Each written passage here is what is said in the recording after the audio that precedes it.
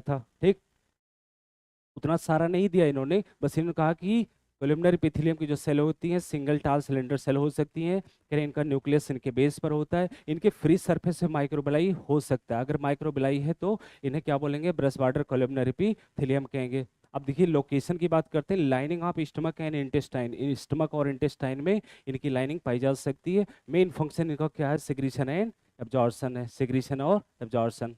अब देखिए कह रहे इफ कोलिमनर और क्यूबॉइडल, अगर चाहे कोलिमनर हो चाहे क्यूबॉइडल हो, उसके फ्री सरफेस पे सीलिया पाया गया, देखो इस कॉमर्स की बात नहीं कर रहा है यहाँ, कह रहा कोलिमनर हो क्यूबॉइडल हो, अगर उसके फ्री सरफेस पे सीलिया पाया गया तो नाम रखेंगे इसका सिलेटेड एपिथेलियम बोलेंगे, ठीक ना। Ciliated epithelium. आगे की लाइन बड़ी कंफ्यूजिंग, कह रहे their function is to move particle. देखिए सिलेटेड एपिथेलियम का काम क्या होगा, पार्टिकल को मूव करा सकता है, म्यूकस को मूव करा सकता है, किधर, स्पेसिफिक डायरेक्शन में। ऐसा नहीं हो कि किसी भी एनी डायरेक्शन, यही चेंज करते हैं टेस्ट में, कहते हैं कि जो ये सीलिया होता है किसी भी डायरेक्शन में पार्टिकल को मूव करा सकता है, ऐसा नहीं है, एक स्पेसिफिक डायरेक्शन में ही मूव करवाएगा, ठीक। ये ध्यान रखिएगा इस बात को। अब कह रहे they are mainly present in the inner surface of hollow organs, जो हमारी बॉडी के हालो ऑर्गन्स खोखले ऑर्गन है वहां पर पाया जा सकता है। जैसे इन्होंने दो एग्जांपल दिया है, bronchiole and fallopian tube. Bronchiole fallopian tube में कौन सा पाया जाएगा यहाँ, कोलिमनर या क्यूबॉइडल? बात सही है, कोलिमनर सिलिएटेड, कोलिमनर सिलिएटेड। कई दिन का गैप हो गया, हमें लग रहा है सब एकदम से भुला गया।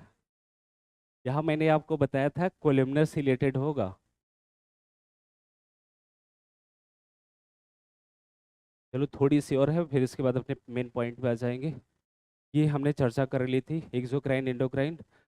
देखिए हमने कहा कोलिमनर हो कि वार्डल हो, अगर ये स्पेशलाइज होगा किसके लिए, सिक्रीशन के लिए स्पेशलाइज हो गया तो नाम क्या देंगे, ग्लैंडर एपिथेलियम नाम देते हैं, ठीक है। अब देखिए ग्लैंड को सेल के नंबर की बेसिस पर कितने टाइप में बांटा था, दो, यूनिसेलर और मल्टीसेलर। यूनिसेलर का एक एग्जांपल था goblet cell of alimentary canal. इनका एक क्वेश्चन था, गॉबलेट सेल को एक्सोक्राइन माने कि एंडोक्राइन, है ना। गॉबलेट सेल जो होता है एक्सोक्राइन माना जाएगा, उसमें डक्ट प्रेजेंट नहीं है, आप चाहे एक्सेप्शनल मान लो, डक्ट प्रेजेंट नहीं होती है गॉबलेट सेल में। वो एक्चुअल में जो कोलिमनर एपिथेलियम होती है या कोलिमनर सेल का मॉडिफिकेशन है, समझ रहे हैं। कोलिमनर सेल कभी कभी क्वेश्चन में आ जाता है कि goblet cell is a modified form of, किसका मॉडिफाइड फॉर्म है, तो आंसर होता है कोलिमनर, ठीक। उसके पास डक्ट नहीं है, वो डायरेक्ट वो सेल है, सेल सरफेस पे सिक्रीशन करती है, ठीक है। बबल्स लाइक स्ट्रक्चर बनता है, इसलिए उसका नाम रखा गया गॉबलेट सेल। बात समझे। एक्सोक्राइन है, उसका सिक्रीशन क्या होता है, म्यूकस होता है। एंडोक्राइन का सिक्रीशन होता है हार्मोन, ठीक। तो गॉबलेट सेल को हम क्या मानेंगे, एक्सोक्राइन मानेंगे, इसके पास डक्ट प्रेजेंट नहीं है, ठीक है। तो देखिए मैंने कहा था कि जो है अगर कोलिमनर हो कि वार्डल हो, अगर स्पेशल किसके लिए स्पेशलाइज हो गया, सिक्रीशन के स्पेशलाइज हो गया, नाम रखें कि हम लोग इसका ग्लैंडर एपिथेलियम। अच्छा स्क्वामस कभी ग्लैंड बनाएगा, स्क्वामस कभी ग्लैंड बनाएगा नहीं, स्क्वामस ग्लैंड नहीं बनाएगा। कोलिमनर बना सकता है कि वार्डल बना सकता है, ठीक है। अब देखिए करें they are mainly two types, मैंने कहा कि नंबर ऑफ सेल की बेसिस पर ग्लैंड दो तरह की होती हैं, एक यूनिसेलर आपके पास है, दूसरी मल्टीसेलर है। यूनिसेलर जो होगा वो कह रहे हैं आइसोलेटेड ग्लैंड और सिंगल सेल से बना होगा, जैसे इन्होंने एक एग्जांपल दिया है किसका, goblet cell of alimentary canal. काम क्या करेगा इस, क्या क्या काम करेगी, म्यूकस सिक्रीशन, हाँ। अच्छा मल्टी सेलर का एक एग्जांपल इन्होंने दिया है, देखिए क्लस्टर, क्लस्टर ऑफ सेल्स, ढेर सारी सेल्स से बना होगा। जैसे एक एग्जांपल दिया है इन्होंने सेलेब्री ग्लैंड, हमारी बॉडी की मोस्टली सेल्स, सॉरी मोस्टली जो ग्लैंड्स होती कैसी होती हैं, मल्टी सेलर होती हैं, बस एक दो करके। जैसे आपने गॉबलेट सेल देखा, एक मैंने बताया था एलिमेंट्री कैनाल पेनस सेल होती है, वो यूनिसेलर होती है। बाकी हमारी बॉडी की जितनी भी ग्लैंड है सब कैसी होती हैं, मल्टी सेलर होती हैं। अब देखिए मैंने कहा ये तो नंबर ऑफ सेल की बेसिस पर आपने देखा, यूनिसेलर मल्टी सेलर दो तरह की होती हैं। इसके बाद देखिए on the basis of mode of their pouring of secretion, किस तरीके से अपने सिक्रीशन को वो अपने टारगेट तक भेजते हैं, इसकी बेसिस पे ग्लैंड कितनी तरह के होते हैं, दो तरह की। हालांकि तीन तरीके के हम लोग ने पढ़ा था, लेकिन यहाँ सीआरटी में दो ही दिया है, एक्सोक्राइन और एंडोक्राइन। एक्सोक्राइन के पास डक्ट प्रेजेंट होता है, जबकि एंडोक्राइन के पास डक्ट प्रेजेंट नहीं होता है, ठीक। देखिए glands are divided into two category, दो कैटेगरी में बांट रहे हैं, एक्सोक्राइन एंड एंडोक्राइन, ठीक।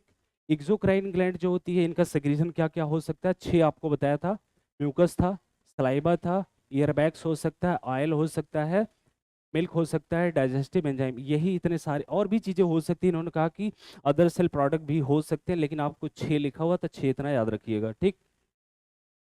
अब देखिए इनका जो प्रोडक्ट होगा, मतलब ये जो सिक्रीशन है, ये कैसे जाएगा, डक्ट के थ्रू जाएगा, मतलब ट्यूब के थ्रू जाएगा अपने टारगेट तक।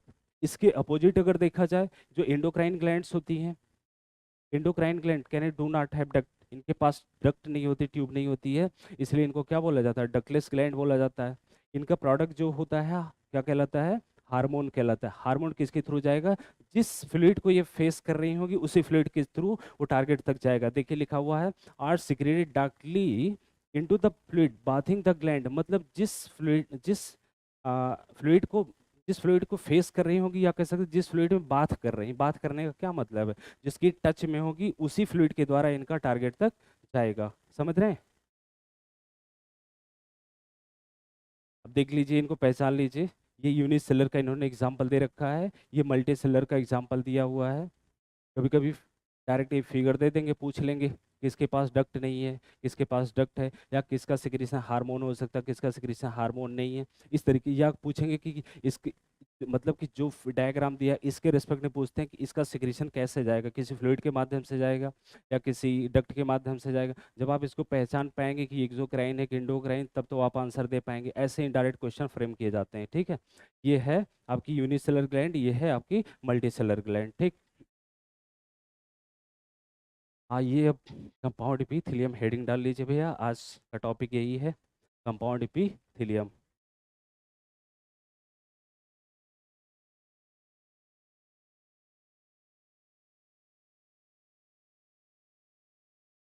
बस 3 बातें इसमें समझेंगे हम लोग। कंपाउंड इपीथेलियम में देखो, कंपा जैसे आपने इपीथेलियल टिश्यू को कई टाइप में, सिंपल इपीथेलियम को क्लासिफाई किया था, इसके भी क्लासिफिकेशन हो जाते हैं, लेकिन हम क्लासिफिकेशन नहीं पढ़ाएंगे, एनसीईआरटी में दिया नहीं है, अपने सिलेबस में नहीं है, तो क्लासिफिकेशन आपको पढ़ने की जरूरत नहीं। जिनको भैया आता है पहले से, कोई दिक्कत नहीं, बहुत सारे लोग ऑनलाइन पे नोट्स बना बना के रखे हुए हैं, उसमें क्लासिफिकेशन भी पढ़ाया जाता है, पूरा डिटेल। मन करे कि वहां से पढ़ लीजिएगा। वैसे मैं बता रहा हूँ कि वो आपके काम का नहीं है, आएगा नहीं, नीट में नहीं आएगा, आपकी इच्छा तो आप पढ़ लीजिए। आपको लगेगा कम पढ़ा रहे हैं, ठीक है, तो नहीं, मैं बता रहा हूँ, आपको लगेगा कि ऑनलाइन में जो पढ़ाया गया था, जो मैं पढ़ के आया हूँ, यार ये तो पढ़ा ही नहीं रहे हैं। मैं बता रहा हूँ नीट पॉइंट ऑफ व्यू से ही मैं पढ़ाऊंगा, टू द पॉइंट पढ़ाऊंगा, वही पढ़ाऊंगा जो वहाँ आता है, ठीक। आलतू फालतू चीज़ नहीं पढ़ाऊंगा। अगर आपको लगता है कि नहीं जानना चाहिए, तो आइए हमसे काउंटर में मिलिएगा, हम आपको समझा देंगे अलग से, ठीक। लेकिन मैं पहले बता रहा हूँ, आपके काम का नहीं होगा वो, ठीक है ना, टेस्ट में आएगा ना नीट में आएगा। बाकी अपनी नॉलेज के लिए अपने पास रखिए, वो अलग बात है। देखिए कंपाउंड इपीथेलियम, मैंने आपको बताया था कंपाउंड इपीथेलियम होता है 2 or more सेल लेयर, या कह सकते हैं कि मोर देन 1 लेयर थिक, एक से ज़्यादा लेयर थिक हो, 2 or more cell layer thick हो, ठीक है, या कह सकते हैं मल्टी लेयर थिक। पहली चीज तो यही याद रखना है, 1 लेयर थिक नहीं होगा, 2 or more से लेयर थिक होगा, मोर देन 1 लेयर थिक होगा, या कह सकते हैं मल्टी लेयर थिक होगा। बात समझे आप।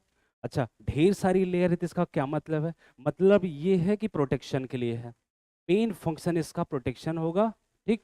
अच्छा, सिक्रीशन एब्जॉर्शन की अगर बात करते हैं, सिक्रीशन एब्जॉर्शन के लिए तो स्पेशली सिंपल एपिथेलियम होता है ना, सिंगल लेयर ऑफ सेल्स लगाई जाती। और जहाँ प्रोटेक्शन की ज़रूरत है, वहाँ मल्टी लेयर ऑफ सेल की ज़रूरत होती है। अगर मान लीजिए कुछ सेल डैमेज हो जाएंगी, कुछ लेयर डैमेज हो जाएंगी, तो ये तो रीजनरेशन पावर रखती है, रीजनरेट भी कर जाएगी, आपको हार्म भी नहीं होगा। समझ रहे हैं। तीसरी चीज़ अगर पूछा जाए, क्या ये सिक्रीशन एब्जॉर्शन में कोई रोल प्ले करेगा, हाँ, सिक्रीशन एब्जॉर्शन में रोल प्ले करेगा, लेकिन लिमिटेड रोल प्ले करेगा, इस बात को ध्यान रखिए। कभी कभी टेस्ट में ये दिया जाएगा कि do not play any role in the secretion and absorption, मतलब सिक्रीशन एब्जॉर्शन में कोई रोल प्ले नहीं करेगा, ऐसा नहीं है। बात समझे आप। तो 3 बातें ये आपको ये अच्छे से याद रखनी है। अच्छा, लोकेशन की बात करते, 4-5 लोकेशन इन्होंने दे रखी है अपनी बॉडी में। जैसे एक लोकेशन दिया है dry surface of skin, skin के ड्राई सरफेस पे आपको दिख जाएगा, मतलब कि प्रोटेक्शन के लिए होती है, ठीक है। Moist surface of buccal cavity, buccal cavity समझ रहे हैं, जिसको ओरल कैविटी कहते हैं, माउथ के अंदर। माउथ कहाँ है, कहाँ है माउथ भाई, कहाँ, अंदर, अरे भैया, ओपनिंग को ही माउथ कहते हैं, लिप्स की ओपनिंग को माउथ कहा जाता है। माउथ है नहीं कहीं, ओपनिंग हुआ तो वही माउथ है। उसके अंदर थोड़ा भी गए ना, एक कैविटी है जिसे हम लोग बक्कल कैविटी कहते हैं, ओरल कैविटी कहते हैं, जहाँ आपके टंग है, टीथ है, जीभ है और दांत है। तो उस कैविटी की जो lining, oral cavity, buccal cavity की जो लाइनिंग होती है, कौन सी होती है? एक कंपाउंड एपिथेलियम को होती है, प्रोटेक्शन के लिए होती है। अगर मान लीजिए आप जलता हुआ खाना खा रहे हैं, जलती हुई चाय पी रहे हैं, तो डैमेज नहीं हो सकती एपिथेलियम? बिल्कुल डैमेज हो सकती है। तो उसके लिए प्रोटेक्शन के लिए लगाई जाती है वहाँ पर। इसके अलावा फेरिंग्स में लगाई जाती है ना? फेरिंग्स क्या है? Common passage of food and air. Digestion वाला चैप्टर तो पढ़ा नहीं? Common passage of food and air होता है ना।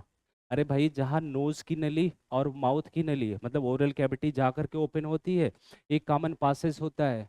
ठीक। या कह सकते हैं जहाँ आपकी ट्रैकिया ओपन होती है, पीछे से ओसोफेगस ओपन होती है, दोनों आकर के, मतलब बिंड पाइप, फूड पाइप जहाँ ओपन होती है, एक कॉमन चैम्बर होता है, उसी को बोलते हैं फेरिंग्स। तो फेरिंग्स की लाइनिंग भी कंपाउंड एपिथेलियम से होती है। तीन हो गए। मैंने कहा dry surface of skin, moist surface of buccal cavity, pharynx. इसके अलावा डक्ट ऑफ सलेबरी ग्लैंड, जो हमारी सलेबरी ग्लैंड होती, कितनी पेयर होती हैं? 3 पेयर सलेबरी ग्लैंड होती है, जो सलाइवा सिक्रीशन कर रही हैं। ठीक। उनकी डक्ट की लाइनिंग भी इसी से बनी हुई, कंपाउंड एपिथेलियम से। इसके अलावा जो पैंक्रियास होता है हमारा, पैंक्रियास जिसको आपने क्या बोला था? मिक्स ग्लैंड बोला था, कंपोजिट ग्लैंड बोला था। उसकी डक्ट जो एक्सोक्राइन पोर्शन होता है, उसकी डक्ट की लाइनिंग भी इसी किससे बनी होती है? कंपाउंड एपिथेलियम से बनी होती है। ये 5 आपको एग्जाम्पल अच्छे से याद रखने हैं। ठीक। तो 3 पॉइंट और 5 एग्जाम्पल याद रखने हैं, चलिए नोट कर लीजिए।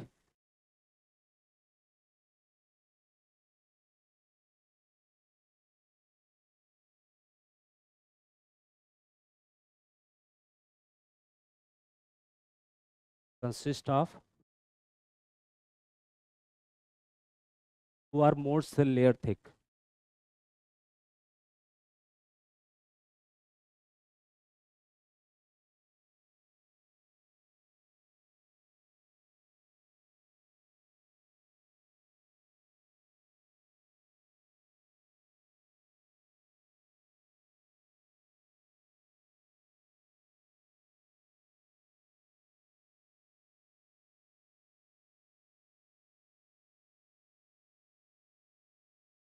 प्रोटेक्शन प्रोवाइड करेगा किसके against? Chemical and mechanical stresses.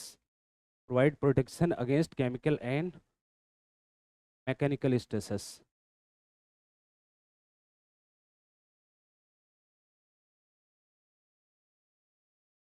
तीसरी बात,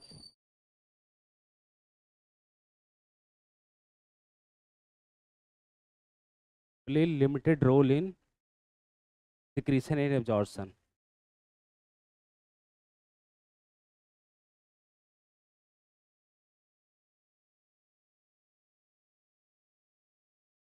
बस 3 बातें आपको याद रखनी है। जो लोग नहीं लिख रहे हैं अपनी एनसीईआरटी में टिक कर सकते हैं।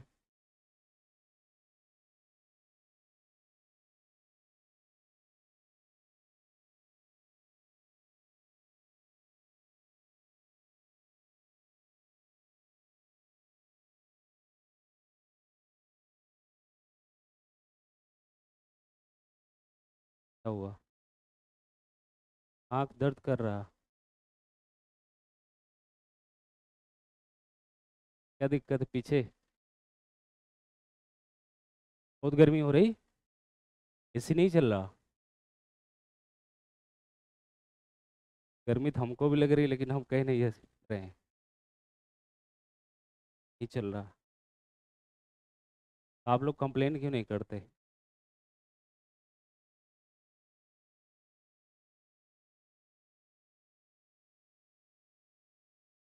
चलो ठीक है, आज हम आपकी बात पहुंचाएंगे। हैं? पूरा जोर पड़ेगा, थोड़ा नहीं पूरा पड़ेगा। हम बोल देंगे हो जाएगा तुरंत। उस दिन नहीं चल रहा था जिस दिन मेरी क्लास हुई थी, है ना? उस टाइम भी नहीं चला था, तो हमें लगा हो सकता है सही हो जाए। आरकेजी सर भी क्लास ले रहे थे, उन्होंने मैसेज डाला था ग्रुप में कि एसी नहीं चल रही। तब मुझे लगा हो सकता है कि कुछ गड़बड़ होगा। आज बोल देंगे। है? रूम चेंज करवा दें? अरे भैया, हर क्लास में, मतलब हर क्लासरूम में क्लास चल रही है, सारी क्लासेज इंगेज है। जिसको ऐसा नहीं है कि इसको ब्लैंक छोड़ देंगे, खाली तो नहीं रख सकते। सब में पढ़ाएंगे। हाँ। चलो देख तो आज बोल दे।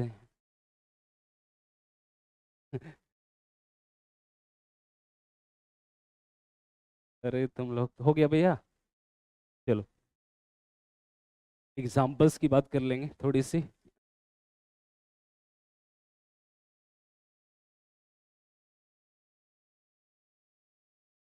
लोकेशन इनका कहाँ कहाँ हो सकता है? Dry surface of skin. दूसरा है आपका moist surface of buccal cavity मतलब oral cavity.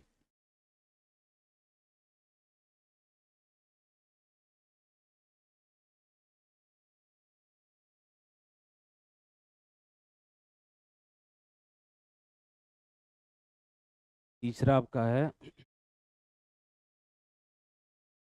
Pharynx, common pass of food and air बोला जाता है।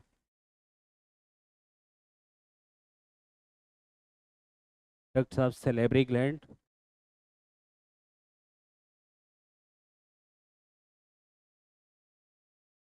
लास्ट है पेंक्रियाटिक डक्ट।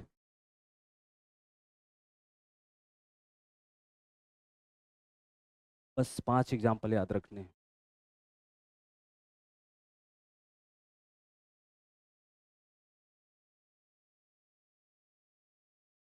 इस पे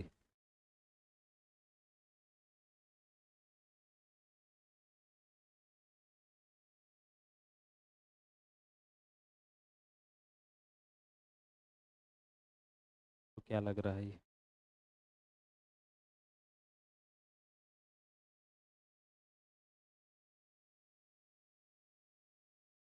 ये तो लग रहा है, लेकिन आपको बताया था कोलिमनर बताया था ना, सिलेटेड नहीं, ब्रश बॉर्डर कोलिमनर बताया था ना। ग्लैंडुलर ब्रश बॉर्डर दोनों हो। स्टाइन बताया था, वही होगा और क्या। पता नहीं कैसे बनाया हुआ, वही होगा। यार याद कर लीजिए, नहीं 5 एग्जाम्पल को आपको याद रखना है, ठीक है। जिनको कम लग रहा होगा और ढूंढ ढूंढ के याद कर लेना। लेकिन मैं बता रहा हूँ इतना ही याद करना आपके लिए मुश्किल है अभी। पूरे जब अगर मान लो देखो कुछ चैप्टर डिलीट हो गए हैं एनसीईआरटी से, 6 कितने चैप्टर, 6 चैप्टर डिलीट हुए हैं ना। 3 11 से 3 12 से। अभी देखो एनटीए ने डिसाइड, एनटीए का जो भी एग्जाम कराएगा अभी डिसाइड नहीं किया है कि पोर्शन जो डिलीटेड वो आएगा कि नहीं आएगा, लेकिन मेरा मानना है कि वो नहीं आएगा। इसलिए आएगा। कौन बोला? एनटीए ने बोला है आपसे फोन करके? फिर हैं? कैसे पता चला? अभी पता नहीं चला? पता चलेगा अब नहीं, जब तक फॉर्म नहीं आएगा ना तब तक पता नहीं चलेगा। मैं आपको बता रही हूँ, लेकिन मोस्ट प्रोबेबिलिटी ये है कि जो डिलीटेड पोर्शन है वो नहीं आएगा। क्यों नहीं आएगा उसका रीजन मैं बता रहा हूँ। रीजन ये हो सकता है, देखो अगर 11 से डिलीट होता, ठीक, जो 12th वाला बच्चा नीट देने जा रहा है उसको कोई इशू नहीं होगा, ठीक है। अगर उन्होंने 11 12 दोनों से एक साथ डिलीट किया है, समझ रहे हैं, तो इसीलिए मैं बता रहा हूँ मोस्ट प्रोबेबिलिटी ये है कि वो नहीं आएगा। जो डिलीट हो चुका नहीं आएगा वो। लेकिन आपको उतनी ही एफिशिएंसी के साथ पूरा पढ़ना है। जो डिलीट हुआ है वो भी, जो डिलीट नहीं हुआ है वो भी, सब पढ़ना है। देखो जो टिश्यू पढ़ रहे हो सिलेबस में तो है नहीं, ठीक। आगे कॉकरोच पढ़ोगे वो भी सिलेबस में नहीं है। फ्रॉग सिलेबस में है लेकिन पीडब्ल्यू के सिलेबस में नहीं है अभी वो, ठीक। हाँ। तो वो सब जितना डिलीटेड पोर्शन है वो बस टिश्यू कॉकरोच को छोड़ करके सारे डिलीटेड टॉपिक पीछे रखे हुए हैं। जैसे अपना 11th खत्म होता है वो हम डाइजेशन वगैरह छोड़ेंगे नहीं, पूरा पढ़ाएंगे, बताया गया। हो सकता है तब तक एनटीए का नोटिफिकेशन आ ही जाए। अगर ऐसा होगा तो छोड़ देंगे, नहीं तो हम लोग पढ़ लेंगे। चलिए भैया देख लीजिए इनको। यही है मल्टी लेयर। जिनको बनाना हो तो आप ऐसे देखिए, इतना कॉम्प्लिकेटेड फिगर नहीं बना सकते। अगर मन करे तो ऐसे जो है, स्टार्टिंग में एक बार मैंने बनवाया था ऐसे, बस मल्टी लेयर बना लेना, क्या करना है, हो गया मल्टी लेयर। इतना डिजाइन करने की क्या जरूरत है आपको, है ना। यही एक कंपाउंड एपिथेलियम, ढेर सारी लेयर है, कुछ सेल मान लो कुछ लेयर डैमेज होंगी तो कुछ तो प्रोटेक्शन करेंगे। अब रही बात सिक्रीशन एब्जॉर्शन की, इतनी सारी लेयर को क्रॉस कैसे करेगा। जैसे एक बात करें, जैसे मान लीजिए आपके पास फिल्टर करने के लिए कोई चीज़ नहीं, तो आप कपड़े से फिल्टर करते हो कोई चीज़, यही तो करते हो। रजाई से भी कभी फिल्टर करते हो?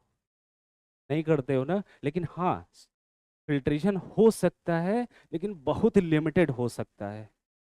तो याद रखना, जहां जहां सिक्रीशन एब्जॉर्प्शन फिल्ट्रेशन की बात होगी, वहां सिंगल लेयर ऑफ सेल की रिक्वायरमेंट होती है, मतलब आपकी सिंपल इपिथेलियम काम आएगी। और जहां जहां पर क्या कहते हैं, आपको प्रोटेक्शन की रिक्वायरमेंट होगी, वहां पर कंपाउंड इपिथेलियम लगाई जाएगी, ठीक ना। उसका मेन रोल सिक्रीशन एब्जॉर्प्शन है, इसका मेन रोल क्या है, प्रोटेक्शन है, ठीक है, प्रोटेक्शन का काम करेगी। ये लिमिटेड रोल प्ले करेगी सिक्रीशन और एब्जॉर्प्शन में, ठीक।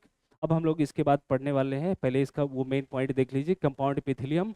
मैंने कहा कि कंपाउंड एपिथेलियम मोर देन, ध्यान रखना, मोर देन वन लेयर लिखा हुआ, दो तीन बातें लिखी जा सकती है। More than one layer thick लिखा जा सकता है, two or more cell layer thick, या कह सकते हैं मल्टी लेयर थिक, ऐसे भी दो तीन तरीके से लिखा जा सकता है, सारी बातें सही है।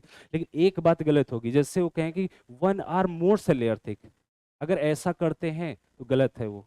One or more cell layer thick नहीं है, मोर देन वन होना चाहिए, या टू आर मोर होना चाहिए, या मल्टी लेयर होना चाहिए, ठीक है।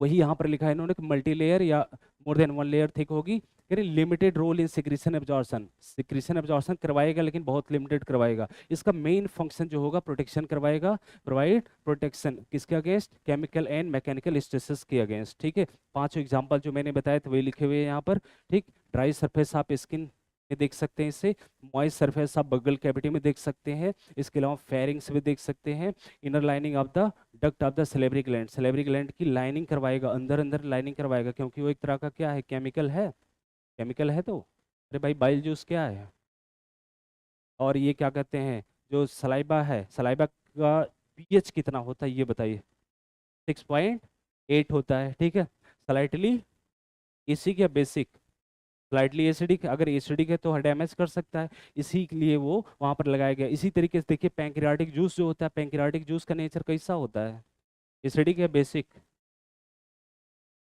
एल्कलाइन होता है, पीएच कितना होता है, 7.2 7.8 होता है। अरे भाई, माउथ का पीएच जो होता है 6.8 होता है, स्लाइटली एसिडिक होता है। स्टमक का जो पीएच होता है 1.8 होता है, हाईली एसिडिक होता है, ठीक। इंटेस्टाइन पहुंचते हैं तो पीएच 7.8 हो जाता है, बेसिक हो जाता है। मतलब जो हम लोग का डाइजेशन होता है, फर्स्ट एसिडिक होता है, देन एल्के लाइन होता है, बात समझ आई। मतलब आपका जो फूड होता है पहले उस पर एसिड डाला जाता है, जो एसिडिक मीडियम में टूटना होता है टूट जाता है, अगर नहीं टूटता है तो उस पर हम लोग बेस डालते हैं, बात समझे। किसी न किसी मीडियम में टूट जाता है, अगर नहीं टूट रहा तो इसका मतलब वो क्या है, अनडाइजेस्टेड है। चलिए अब बात करेंगे हम लोग सेल जंक्शन, उसी में एक टॉपिक है सेल जंक्शन। सेल जंक्शन का मतलब समझ रहे हैं, सेल को सेल के अंदर बीच में जोड़, जंक्शन, जंक्शन का मतलब जो दो चीज को कनेक्ट करता हो। हमारी बॉडी की जो भी सेल्स हैं, सारी सेल्स क्या है, एक दूसरे से कनेक्टेड है, किसी न किसी तरीके से एक दूसरे से लिंक होती हैं, ठीक ना। तो जो लिंक होता है उन्हीं को हम लोग बोलते हैं सेल जंक्शन। सेल जंक्शन तो चार पांच तरीके के होते हैं, लेकिन आपके एनसीईआरटी में तीन दिया, वही तीन मैं बात करूंगा, समझ रहे हैं। कभी कभी इसको इंडिविजुअली पूछते हैं, कभी कभी ये मैचिंग करवाते हैं, इसके अलावा कोई क्वेश्चन यहाँ फ्रेम नहीं होता है। देखो सेल जंक्शन ये क्या करता है, दो सेल के बीच में structural and functional link provide करता है, या तो स्ट्रक्चरली जुड़ा होगा या तो फंक्शनली जुड़ा होगा। समझ रहे, पहली चीज तो आपको यही याद रखना है, cell junction provide structural and functional link between individual cells, individual cells के बीच में स्ट्रक्चरल फंक्शनल लिंक जो प्रोवाइड करता है उसे क्या नाम देते हैं, सेल जंक्शन बोलते हैं, ठीक है। सेल जंक्शंस आप इपिथेलियल टिश्यू में पढ़ ही रहे हैं, ठीक। इसके अलावा अदर टिश्यू में भी सेल जंक्शन प्रेजेंट होते हैं। कभी कभी क्या होता है, हमारे माइंड में ही चलता है कि मैंने इपिथेलियल टिश्यू में पढ़ा था सेल जंक्शन, इपिथेलियल में ही हो सकता है। एनसीईआरटी में देखिएगा, उसमें लिखा है cell junctions are present in the epithelial tissue and other tissue also, other में भी ये सेल जंक्शंस प्रेजेंट होते हैं, ठीक है। दूसरी चीज, इसके बाद सेल जंक्शन की बात करेंगे, तीन तरीके के होते हैं, एक के नाम दिया इन्होंने टाइट जंक्शन, दूसरा नाम दिया एडरिंग जंक्शन, तीसरा है गैप जंक्शन।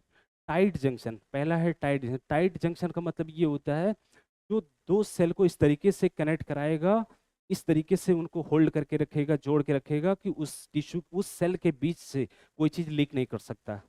बात समझे, जैसे मैंने कहा ये दो सेल हैं, इनको इस तरीके से ज्वाइंट करवा दीजिए, इस तरीके से इनको बाइंड करवा दीजिए कि इनके बीच में लीकेज ना हो सके, अगर इस पे कोई चीज डाला जाए इसके नीचे ना जा सके। तो ऐसे जंक्शन को क्या बोलते हैं, टाइट जंक्शन कहते हैं, यही डायरेक्ट याद रखना है। उसमें उन्होंने लिखा है टाइट जंक्शन, उन्होंने कहा कि junction which prevent leakage across the tissue, मतलब कि जो टिश्यू के अक्रॉस, मतलब टिश्यू के आर पार लीकेज को रोकने की कोशिश करता है, मतलब दो सेल के बीच में ये जंक्शन होगा, ठीक है, वो लीकेज को रोकेगा। तो ऐसे जंक्शन को हम लोग कहते हैं टाइट जंक्शन। अब इसका एग्जाम्पल अगर देखना चाहते हैं कि कहाँ हो सकता है, एनसीईआरटी ने तो एग्जाम्पल की कोई बात नहीं करी है। जैसे मैं आपको एग्जाम्पल देता हूँ, जैसे स्टमक है, आपका स्टमक है, इसकी लाइनिंग जो होती है अंदर की लाइनिंग है, ठीक, वहां पर क्या किसका सिक्रीशन हो रहा है, एचसीएल का सिक्रीशन हो रहा है, हाइड्रोक्लोरिक एसिड निकल रहा, हाईली एसिडिक है, बाहर बाहर निकल रहा। हालांकि म्यूकस की जो लाइनिंग होती है, म्यूकस लगातार निकल रहा, उस एचसीएल को उस सेल के कांटेक्ट में कभी आने नहीं देता है, अदरवाइज आपकी सेल डैमेज हो जाती। पहली चीज़ तो म्यूकस ने प्रोटेक्ट किया उसको। लेकिन मान लीजिए अगर म्यूकस ना होता, ठीक है, तो हो सकता है कि वो एचसीएल उस जो इपिथेलियल की लाइनिंग है तो क्रॉस करके नीचे की लेयर में जा सकता था। जैसे मान लीजिए ये थोड़ा समझिए, जैसे ये क्या कहते हैं, एक मिनट क्या बन गया थोड़ा से समझिए, ये है, ये स्टमक है, ठीक है, मैं बता रहा हूँ कि यहाँ इपिथेलियम की लाइनिंग है, एचसीएल का सिक्रीशन यहाँ हो रहा है, एचसीएल निकल रहा। हो सकता है कि सेल के बीच में अगर गैप होता, ठीक, उस गैप को क्रॉस करके ये एचसीएल बाहर भी आ सकता था। बाहर आ जाएगा तो इसका मतलब एब्डोमिनल कैविटी में जो भी आर्गन्स होंगे आपके वो भी डैमेज हो जाएंगे, ठीक है। तो सीधी सी बात है, ये लीकेज जहाँ जहाँ लीकेज को रोकना है, चाहे वो स्टमक हो चाहे वो इंटेस्टाइन हो, अगर लीकेज रोकना है वहाँ पर टाइट जंक्शन लगाना पड़ेगा। बात समझे, लीकेज समझ में आया कि कहाँ कहाँ लीकेज को रोकना, जहाँ जहाँ लीकेज को रोकना होगा। जैसे देखिए मैंने कहा एक स्टमक देख लीजिए, इंटेस्टाइन देख लीजिए, जैसे यूरिनी ब्लैडर है, यूरिनी ब्लैडर में देखिए यूरिन भर रहा है ना, हो सकता है कि वो भी लीकेज हो जाए, बाहर आ सकता था। अगर सेल के बीच में गैप होता तो हो सकता है कि यूरिन बाहर आ सकता था, जबकि ऐसा होता नहीं है। इसका मतलब वहाँ जहाँ जहाँ लीकेज को रोकना है वहाँ वहाँ टाइट जंक्शन लगाया गया है। बात क्लियर हुई। दूसरा बात करते हैं एडरिंग जंक्शन। एडरिंग जंक्शन जो होता है, जो सेल को सिर्फ सीमेंटिंग करने का काम करता है। सीमेंटिंग का मतलब एक तरह से दो सेल को जनरली होल्ड करके रखा हुआ है, ठीक है। हाँ यहाँ से लीकेज हो सकता है, ठीक है, बस ये क्या होता है कि इसको जैसे दो सेल को होल्ड करके रखा हुआ। अच्छा, इससे फायदे क्या, फायदे ये हैं जैसे आपके इंटेस्टाइन में जैसे फूड पास हो रहा, ठीक है, फूड पास होता है तो वहाँ उसमें मूवमेंट होता है, जैसे आपके स्टमक में चर्निंग मूवमेंट होता है, ठीक है, जहाँ जहाँ मूवमेंट होता है सेल अपनी ओरिजिनल पोजीशन पे बनी रहे, उसको होल्ड करने का काम करता है। जो सीमेंटिंग का काम यही होता है कि दो सेल को होल्ड करके रखेगा, सीमेंट कर देगा। सीमेंट का क्या मतलब होता है, दो ईंट को जोड़ता है, तो जो सिर्फ होल्ड करने का काम करे उसे हम लोग क्या बोलते हैं, एडरिंग जंक्शन बोलते हैं, जो सीमेंटिंग करे। तो ये बात आपको याद रखना, लीकेज को रोकेगा तो टाइट जंक्शन होगा, अगर सीमेंटिंग करेगा मतलब होल्ड करके रखेगा सेल को तो उसे हम लोग एडरिंग जंक्शन नाम देंगे। तीसरा है आपका कौन सा, गैप जंक्शन। नाम से पता चल रहा गैप जंक्शन, मतलब दो सेल इस तरीके से जुड़ी होंगी, इस तरीके का जंक्शन उनके बीच में होगा कि मतलब बीच में गैप होगा। गैप होने का मतलब है एक सेल दूसरे से कम्युनिकेट करेगी। कम्युनिकेट करने का क्या मतलब है, बात नहीं करेगी, मतलब एक का मटेरियल दूसरे में जा सकता है। हो सकता है कि आयंस हो सकता है स्मॉल मॉलिक्यूल्स हो, समटाइम बिग मॉलिक्यूल भी जा सकते हैं, है ना। तो सेल एक दूसरे से कम्युनिकेट करती है, मतलब एक दूसरे से इंटरेक्ट करती है। किस तरीके से, मतलब कि उसका मॉलिक्यूल उसमें जा सकता है, उसका मॉलिक्यूल उसमें जा सकता है। अब इसका एग्जांपल अगर देखना चाहेंगे, जैसे कि आप गैप जंक्शन का रुकिए बता रहे हैं। एक चीज सुना, सिनैप्स सुना है, सिनैप्स किसके बीच में होता है, दो न्यूरॉन के बीच में होता है ना। एक इलेक्ट्रिकल सिनैप्स सुना होगा, एक केमिकल सिनैप्स सुना होगा, है ना। जो इलेक्ट्रिकल सिनैप्स होता है वो गैप जंक्शन का बेस्ट एग्जांपल है। मतलब कि दो न्यूरॉन डायरेक्टली जब कनेक्ट होती हैं आपस में, एक तो मैंने कहा सिनैप्स होता है जो केमिकल वाला होता है, तो बीच में सिनैप्टिक क्लेफ्ट होता है, दो न्यूरॉन को अलग कर देता है वो, समझ रहे हैं। मतलब कि दो न्यूरॉन अगर केमिकल के थ्रू आपस में जुड़ रही हैं, ठीक है, बीच में उन्होंने क्या लगा रखा है, कैप, नहीं नहीं नहीं, उसमें सिनेप्टिक क्लेफ्ट होता है। वो केमिकल सिनेप्स का एग्जांपल नहीं है, लेकिन जो इलेक्ट्रिकल सिनेप्स होता है वो डायरेक्टली एक न्यूरॉन दूसरे से कनेक्ट होती है, वो गैप जंक्शन का एग्जांपल हो सकता है। इसके अलावा आप हार्ट की जो मसल्स होती हैं, ठीक है, हार्ट की मसल की जो सेल होती हैं उनके बीच में गैप जंक्शन होता है। नाम सुना होगा communication junction, gap junction, intercalated disc, intercalated disc सुना है किसी ने? हाँ, स्केलेटन में कहाँ होता है इंटरकैलेटेड डिस्क? कार्डियक मसल में होता है। कार्डियक मसल सेल में इंटरकैलेटेड डिस्क होता है, जिसे कम्युनिकेशन जंक्शन कहते हैं, जिसको गैप जंक्शन कहते हैं। उससे फायदे ये होते हैं कि अगर एक सेल को स्टिमुलस मिलता है, साइमल्टेनियसली वो सारी सेल को मिल जाता है। इसीलिए क्या होता है देखिए, जब एट्रिया की वाल को, है ना, एक सेल को अगर स्टिमुलस मिलता है, सिग्नल मिलता है, इम्पल्स, है ना, जनरेट होता है ऐसे नोड से, वो सारी सेल को एक साथ मिल जाता है, पूरा पूरा एट्रिया एक साथ कंटेक्ट कर जाता है। तो एक दो एग्जांपल अभी हम लिखवा देंगे। जैसे कार्डियक मसल में आपको गैप जंक्शन दिख जाएगा, और जो है इलेक्ट्रिकल सिनेप्स में गैप जंक्शन दिख जाएगा। इसके बाद सीएनएस, सेंट्रल नर्वस सिस्टम में भी गैप, बहुत सारी जगह है ऐसी। लेकिन आपको एक एक एग्जांपल अभी हम लिखवा देंगे, ठीक है?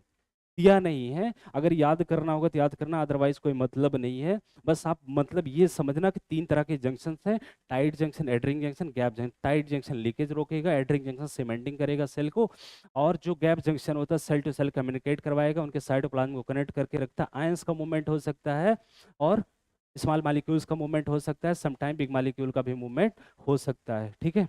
बस इतनी बातें आपको याद रखनी है सेल जंक्शन में, ठीक? चलिए भैया थोड़ा सा नोट करते हैं।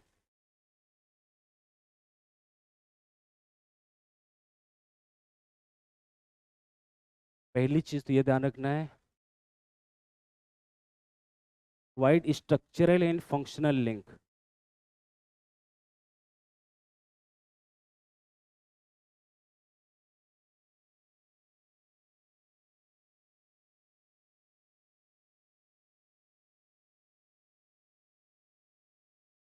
Between individual sales.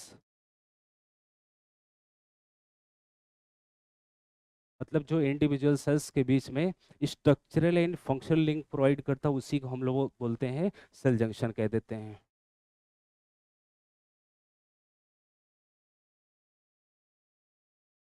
Cell junctions present इन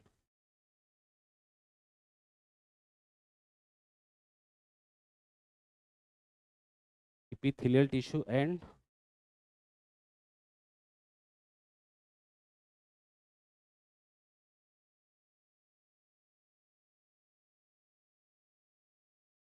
other tissue also.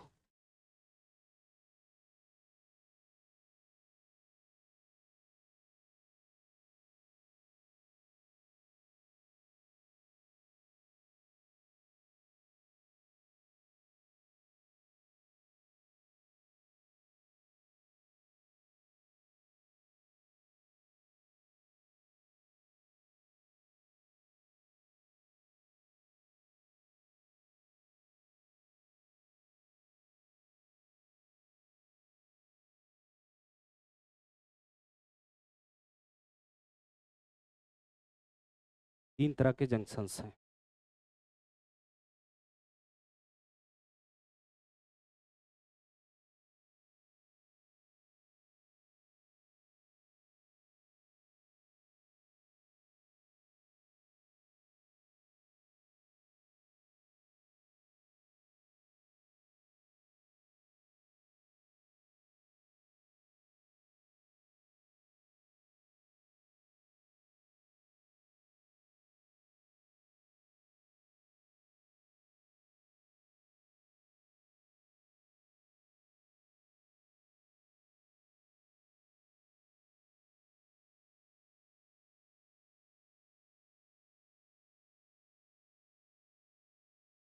बीच में कोई 500 प्लस वाला बैठा है? कौन है भैया, कोई है 500 प्लस वाला स्टूडेंट? नहीं है? शर्माइए ना, हाथ उठाइए नहीं, एक लोग थे उनका उसमें चेंज हो गया ना, रैंकर बैच में उनको डाल दिया गया है।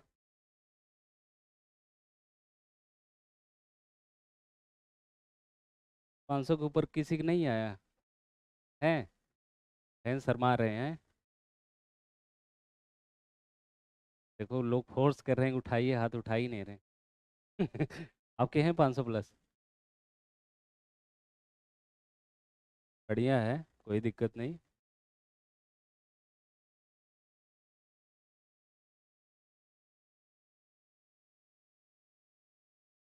नहीं, रैंकर बैच में जो लोग जा रहे हैं, बात ये है ना, वहाँ पर लेवल थोड़ा हाई रखा जाता है।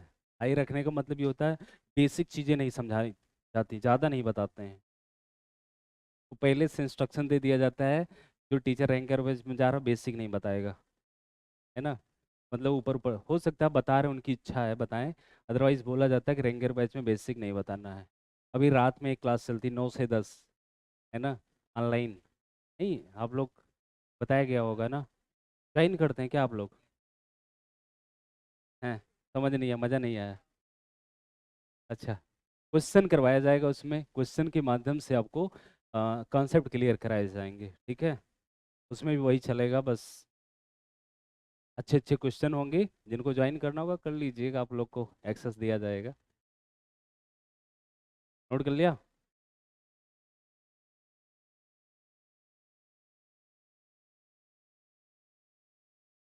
चलिए, नंबर 1 जो है,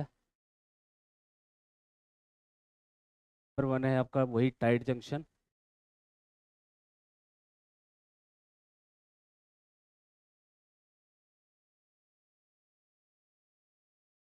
बस एक बात है इसमें याद रखना है, प्रिवेंट लीकेज।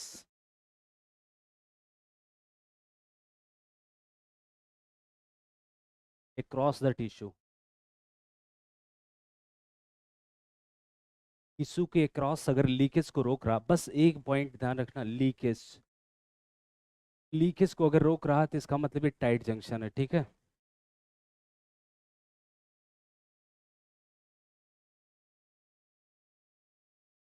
तब ऐसे समझ लो कि जैसे ये सेल है,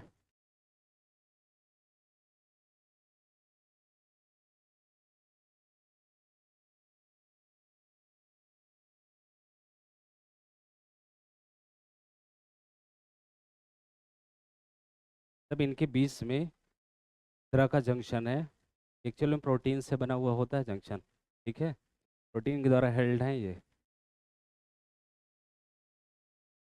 ये है जंक्शन। अगर मान लीजिए थोड़ी देर के लिए ये सेल्स मान लो HCl निकाल रही हैं, ये है HCl, ठीक है। हो सकता कि ये HCl इधर से नीचे जा सकता, इस लेयर को क्रॉस करके नीचे जा सकता था, ठीक है। अच्छा, मैंने इतना दूर दूर दिखाया, इतना गैप नहीं होता है, खाली आपको समझने के लिए दिखाया कि दो सेल को जो कनेक्ट कर रहा है ये है सेल जंक्शन। अब ये लीकेज नहीं हो सकता, नीचे नहीं जाएगा, HCl नीचे लेयर को क्रॉस करके नहीं जाएगा। अगर नहीं जा रहा है तो ऐसे जंक्शन को हम लोग बोल देते हैं टाइट जंक्शन बोलते हैं। एग्जाम्पल में आप मन करे तो लिख लेना, स्टमक, इंटेस्टाइन, कुछ भी लिख सकते हो। स्टमक है, इंटेस्टाइन हो सकता है, ठीक। और यूरिनी ब्लैडर हो जाएगा, ठीक।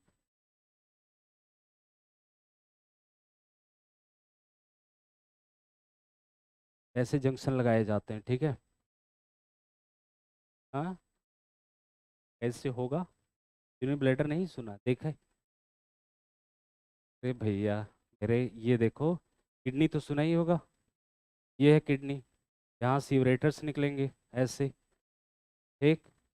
देख लो फिर, सुना है तो आप देख भी लो।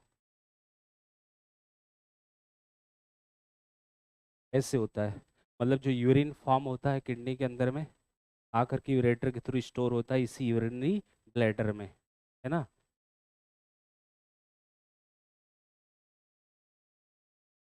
हाँ, अरे भैया मैंने कहा कि जो इसकी अंदर की लाइनिंग होगी यहाँ, यहाँ लगाई जाती है ट्रांजिशनल एपिथेलियम। ट्रांजिशनल एपिथेलियम अपने सिलेबस में नहीं, ट्रांजिशनल मतलब जो स्ट्रेचेबल होता है, स्ट्रेच हो सकता है। तो इसमें क्या होता है कि इसमें जो है यूरिन फिल होता है, जैसे जैसे यूरिन फिल होगा इसका साइज बढ़ता हुआ चला जाता है, बात समझे। वो अलग केस होगा कि वो स्ट्रेच हो रहा है, है ना, पूरा पाउच स्ट्रेच हो रहा है, स्ट्रेच, ट्रांजिशनल एपिथेलियम लगा हुआ। लेकिन मैंने कहा कि लेयर को क्रॉस करके यूरिन कभी बाहर नहीं आता है, बाहर नहीं आएगा तो उस यूरिन को रोकने के लिए क्या लगाएंगे, टाइट जंक्शन लगा देंगे। समझ गए बात अब? ठीक है, जब बनाना नहीं उसको, खाली हमने तो बताया है। ये हो गया, स्टमक हो गया, इंटेस्टाइन हो गया, यूरिनी ब्लैडर हो सकता है, ठीक है।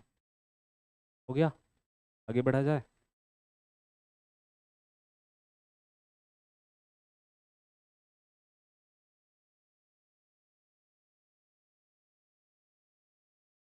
चलिए, दूसरा जंक्शन आपका है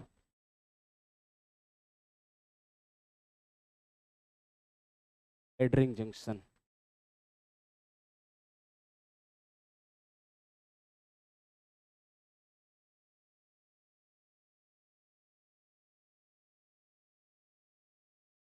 ये सीमेंटिंग करेगा, है ना, परफॉर्म सीमेंटिंग। सीमेंट का मतलब ही होता है जोड़ना। Perform cementing to keep neighbouring cell together. Neighbouring का मतलब पड़ोसी सेल को जोड़ के रखेगा।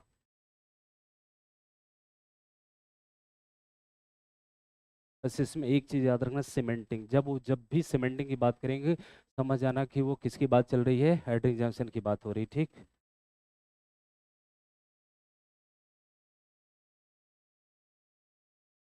जैसे एक सेल ये है,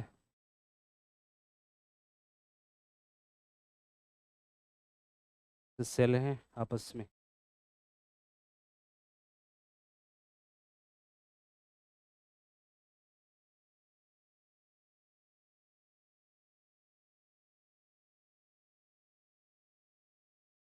इससे बना लेना समझने के लिए बस, मतलब जस्ट ये होल्ड करके रखते हैं एक दूसरे को, समझ रहे हैं,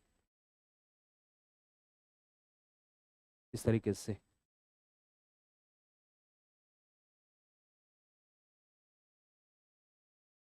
इसमें एग्जाम्पल में भी इंटेस्टाइन वगैरह लिख सकते हो, कोई दिक्कत नहीं है। दिया नहीं एग्जाम्पल, जहाँ जहाँ जैसे कि मैंने कहा स्टमक में है ना चर्निंग मूवमेंट हो रहा है, इंटेस्टाइन में भी मूवमेंट होता है, जो फूड पास होता है, समझ रहे हैं, तो वहाँ वहाँ पर इनको लगाया जा सकता है कि ये जो है डिस्प्लेसमेंट ना हो सेल का, इसको होल्ड करने का काम करते हैं। इंटेस्टाइन लिख सकते हो, नमक भी डाल सकते हो इसमें। मेन पॉइंट ये है कि वो क्या करता है, बस सीमेंटिंग करता है, याद रखना है। कभी कभी क्या करेंगे कि जैसे उसकी ये प्रॉपर्टी बताएंगे, उसके बाद ये पूछे कौन सा जंक्शन है, या तो इस तरीके का क्वेश्चन आ सकता है, या तो एक साइड में तीनों जंक्शन लिखेंगे, एक साइड में इसकी प्रॉपर्टी लिखेंगे, उसके बाद मैच करवा देंगे, कहेंगे मैच कराइए आप, ठीक है। मैचिंग तो वैसे भी बहुत ही आसान होती है, अगर एक भी मैचिंग पता है सही से तो प्रोबेबिलिटी लगा के आप सही कर सकते हैं। कभी कभी ऐसा भी होता है कि एक ही मैचिंग जो आपको पता होती है, वही एक है ना मैच कराया जाता है, बाकी किसी में होता ही नहीं। जैसे मान लो एक को 1 को 4 से मिलाना है, बाकी किसी में मिला ही नहीं, आपका काम तो बन गया, है ना। लेकिन कोशिश कर लेना चाहिए, मिला लेना चाहिए, अगर टाइम हो तो। नहीं टाइम है तो बस एक मिला के आप काम चला सकते हो। कभी कभी ऐसा हो सकता है उससे भी मोस्ट करेक्ट ऑप्शन हो सकता है उससे मैचिंग का, समझ रहे हैं, ऐसा भी हो सकता है। इसलिए मैच करा लेना बहुत ज़रूरी होता है। टाइम बचाना हो तो एक से काम चलाओ, टाइम नहीं बचाना है चारों मैच कराओ।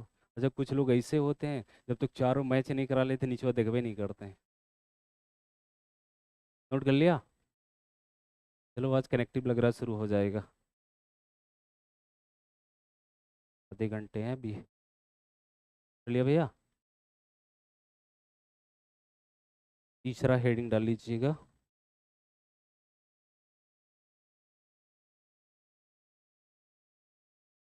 Gap junction. इसी को कभी कभी कहते हैं कम्युनिकेशन। ये अपने एनसीईआरटी में लिखा हुआ, गैप जंक्शन को कम्युनिकेशन जंक्शन।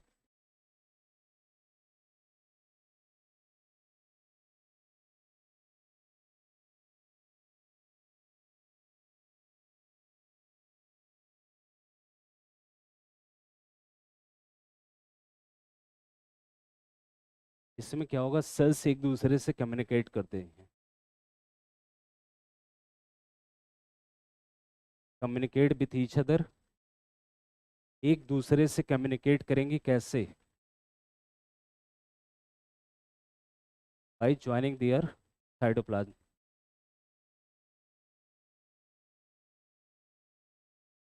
इनका साइटोप्लाज्म कनेक्ट होता है, समझ रहे हैं, साइटोप्लाज्म अगर कनेक्ट है फिर ये सेल एक दूसरे से क्या करेंगे, कम्युनिकेट करेंगी। ठीक,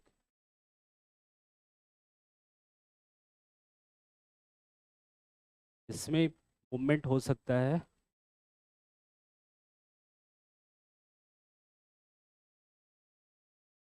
आयंस का मूवमेंट हो सकता है, स्मॉल मॉलिक्यूल्स का हो सकता है, सम टाइम बिग मॉलिक्यूल्स भी हो जा सकते हैं।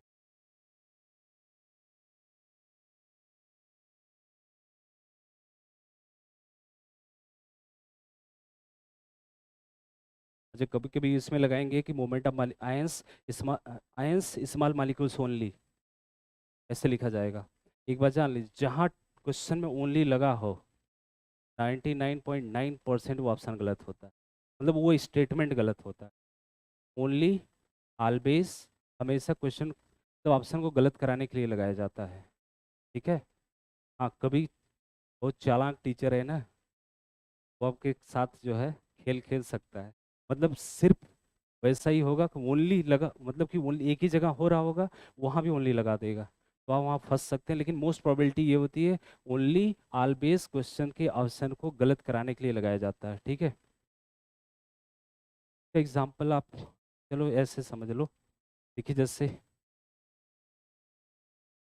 एक सेल है, इसका साइटोप्लाज्म कनेक्टेड है इस तरीके से, समझने के लिए ऐसा बना रहा हूँ, लेकिन ऐसा होता नहीं है। मतलब एक सेल का साइटोप्लाज्म दूसरे से कनेक्टेड हो, एक के मॉलिक्यूल्स दूसरे में जा रहे हो,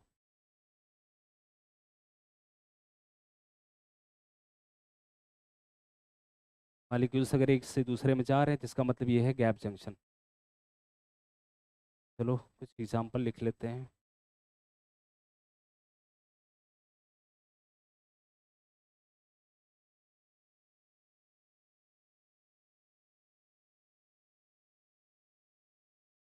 कार्डियक मसल में देख सकते हो, या तो इलेक्ट्रिकल सिनेप्स होता है,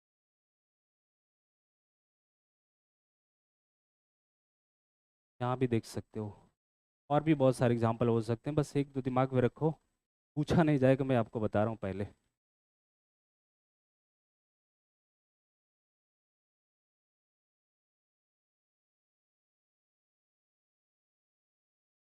क्या भैया, मन में सवाल चल रहे हैं क्या?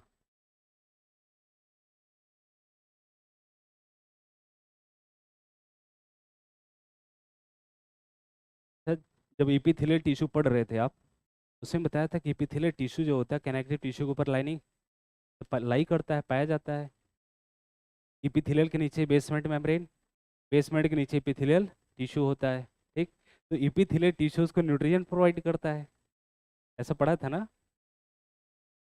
सॉरी, हाँ, कनेक्टिव टिश्यू उसको इपिथेलियल को न्यूट्रिएंट प्रोवाइड करता है, ये पढ़ा था। तो कनेक्टिव प्रोवाइड करता है कि जो उसमें ब्लड वेसल्स पाई जाती हैं, ब्लड वेसल्स प्रोवाइड करेंगी ना न्यूट्रिएंट को। किसी ने क्वेश्चन मेरे से पूछा था, मुझे एग्जैक्टली, अच्छा आपने ही पूछा था, एम्ब्रियोनिक स्टेज में कनेक्टिव कह रहे, जैसे मैंने कहा कि epithelial tissue drive first, epithelial tissue सबसे पहले बना था, तो उसको न्यूट्रिशन जो प्रोवाइड करेगा ब्लड वेसल्स प्रोवाइड करेंगे, समझ रहे हैं? कनेक्टिव टिश्यू नहीं होगा, समझ रहे हैं, बनेगा बाद में। मैंने इस चीज़ को देखा तो उसमें बताया गया था कि जब इपिथेलियल टिश्यू ड्राइव होता है तो उसको न्यूट्रिशन जो प्रोवाइड करने के लिए होता है वो ब्लड वेसल्स के द्वारा ही प्रोवाइड किया जाता है, समझ रहे हैं? वहाँ भी जब वो टिश्यू बन जाएगा कनेक्टिव टिश्यू, तब भी ब्लड वेसल ही प्रोवाइड करेंगे, क्योंकि न्यूट्रिएंट को ब्लड ही तो लेके जा रहा है, वही प्रोवाइड करेगा इसको।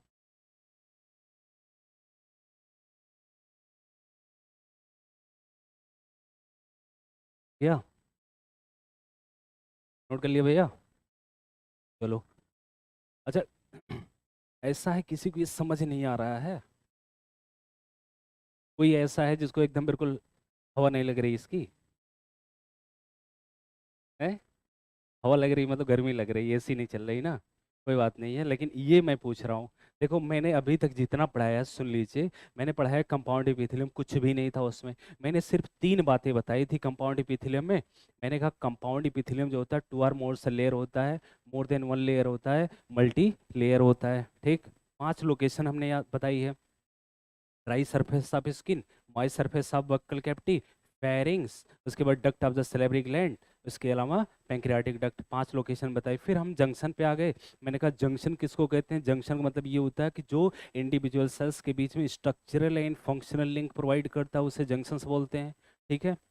तो जो जंक्शंस हम पढ़ते हैं ये जंक्शंस इपिथेलियल टिश्यू के बीच में तो है ही है, मतलब इपिथेलियल टिश्यू की जो सेल्स हैं उनके बीच में जंक्शन प्रेजेंट है ही है। अदर टिश्यू के बीच भी जो सेल्स हैं उनमें भी जंक्शन प्रेजेंट होते हैं। ये बात बताई। हमने कहा 3 तरह के जंक्शंस हैं, एक है टाइट, दूसरा एडरिंग, तीसरा गैप। टाइट जंक्शन जो लीकेज को रोकेगा, है ना, और एडरिंग मतलब जो सीमेंटिंग करेगा सेल को, और तीसरा है गैप। गैप मतलब जो सेल टू सेल कम्युनिकेट करवाएगा, उनके साइटोप्लाज्म को जोड़ करके। उनको नींद आ रही है? जरा जगाइए पड़ोसी को। क्या बात है, आपको नींद आ रही है?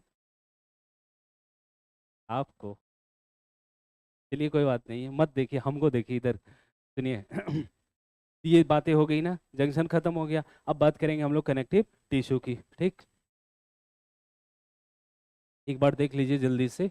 All cells of epithelium are held together with the little intercellular material. ये बात स्टार्टिंग मैंने आपको बता दी थी कि जो है, देखिए, all cells of epithelium, cells की जो इपिथेलियल सेल्स जो होती हैं held together with little intercellular material होता है। ये बात आपने स्टार्टिंग पढ़ी थी, क्योंकि सेल्स कंपैक्टली पैक्ड होती हैं। फिर इनका नियरली ऑल एनिमल टिश्यू, करें ऑल एनिमल टिश्यू में स्पेशलाइज जंक्शंस प्रेजेंट होते हैं, provide structural and functional link. देखिए, करें कि ये जो जंक्शंस होते हैं structural and functional link provide करते हैं इंडिविजुअल सेल्स के बीच में। यहाँ भी आप क्वेश्चन बनाएंगे, करें कि स्ट्रक्चरल लिंक केवल केवल फंक्शनल लिंक प्रोवाइड करता है। ठीक है। हाँ, अगर ऐसा लिख के आ जाए कहें कि जो है जो सेल जंक्शंस होते हैं स्ट्रक्चरल लिंक प्रोवाइड करता है, ठीक है, कोई दिक्कत नहीं। फंक्शनल लिंक प्रोवाइड करता है, तब भी सही है। वो कहेगा कि ओनली, यही गलत हो जाएगा। कहेगा ओनली स्ट्रक्चर लिंक प्रोवाइड करता, गलत। ओनली फंक्शन लिंक प्रोवाइड करता, गलत। दोनों प्रोवाइड करता, बिल्कुल सही है। ठीक। अब देखिए, कह रहे 3 तरह के सेल जंक्शंस होते हैं, 3 type of cell junctions found in the epithelium. Epithelium में 3 तरह के जंक्शंस हैं। इसके अलावा इन्होंने लिखा अदर टिश्यूज, मतलब अदर टिश्यू में भी सेल जंक्शन प्रेजेंट होते हैं। अब देखिए 3 तरह के जंक्शंस कौन कौन से हैं? एक तो है टाइट, दूसरा एडरिंग, तीसरा है गैप जंक्शन। अब देखिए टाइट जंक्शन को कैसे बता रहे हैं? कह रहे help to stop substances from leaking across the tissue, मतलब टिश्यू के आर पार जो किसी सब्सटेंस की लीकेज को रोकता है उसे हम नाम देते हैं टाइट जंक्शन। दूसरा है एडरिंग जंक्शन। एडरिंग जो है सीमेंटिंग करता है ना, 2 सेल को सिर्फ होल्ड करके रखता है, cementing to keep the neighbouring cells together. 2 सेल को सीमेंटिंग करेगा, नाम है एडरिंग जंक्शन। इसके बाद गैप, गैप से ही पता चला कि बीच में गैप होगा। Facilitate the cell to communicate, एक सेल दूसरे से कम्युनिकेट करेगी कैसे? With each other by connecting the cytoplasm, मतलब साइटोप्लाज्म को कनेक्ट करके। एक सेल का दूसरे सेल का साइटोप्लाज्म अगर कनेक्टेड है, इसका मतलब वो जंक्शन कैसा होगा? गैप जंक्शन होगा। ठीक है। अब देखिए किसका ट्रांसफर हो सकता है? करें रैपिड ट्रांसफर ऑफ आयन, मतलब आयंस बहुत तेजी से जा सकते हैं, स्मॉल मालिक्यूल्स भी जा सकते हैं, कभी कभी बड़े मालिक्यूल भी वहां से जा सकते हैं। बस इतनी बातें याद रखनी, क्वेश्चन आपका गलत नहीं होगा। जी,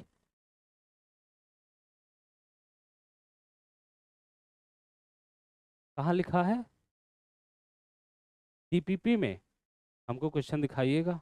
मैं बता रहा हूँ डीपीपी में भी बहुत सारे क्वेश्चन गलत हैं, आउट ऑफ सिलेबस भी हैं, क्वेश्चन के आंसर भी गलत हैं, हमको दिखा दीजिएगा।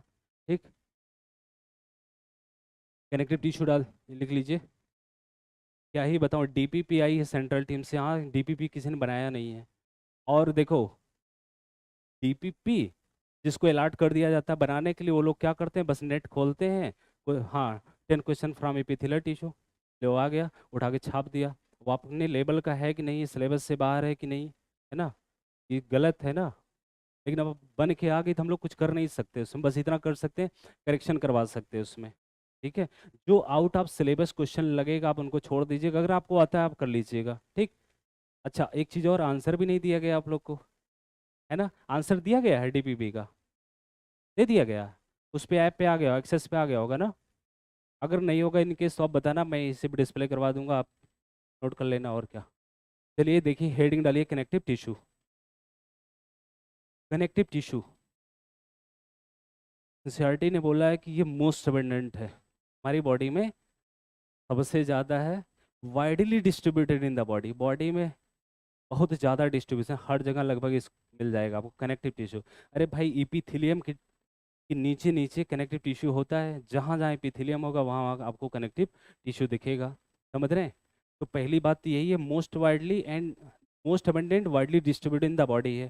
ठीक है। हमारी बॉडी में। अच्छा, कनेक्टिव नाम क्यों रखा गया? नाम कनेक्टिव रखा है, इसका मतलब कुछ रीजन होगा। कनेक्ट करेगा, किसको कनेक्ट करेगा?